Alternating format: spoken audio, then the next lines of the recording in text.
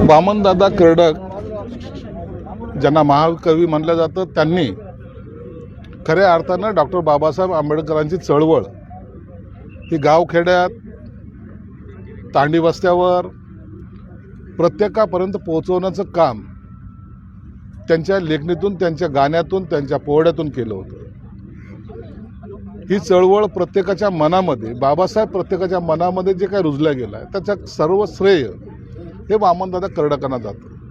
म्हणून अशा या महान कवीचं या ठिकाणी स्मारक व्हावं म्हणून मी आमच्या खात्यातर्फे जवळपास 14 कोटी रुपयाचा निधी या ठिकाणी दिलेला आहे।